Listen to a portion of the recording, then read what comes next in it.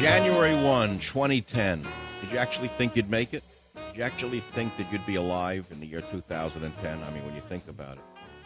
Did you actually think that there'd be an imposter in the White House? Did you actually think that there would be a man in the White House who could not have passed the FBI clearance to become an FBI agent?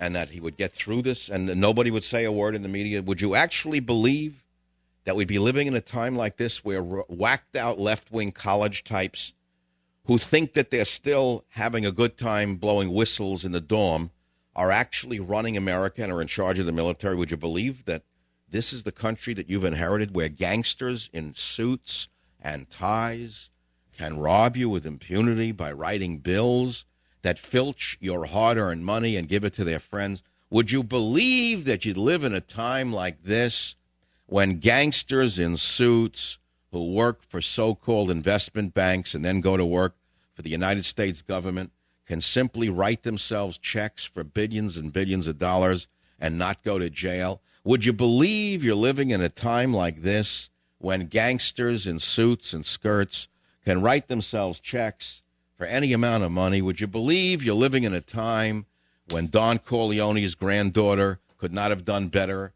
than they're doing today? Would you believe you're living in a time like this when people who have never shot a Daisy BB gun are in charge of the United States military?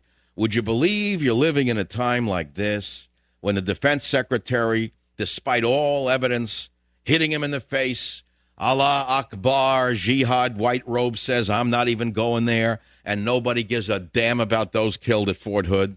Would you believe you're living in a time when a man, a Flying Dutchman, leaps over a chair and stops another fanatic Muslim on an airplane from killing hundreds of people, and our so-called head of security at Homeland Security, whatever her name is, says everything worked just fine, that the government did just the right thing?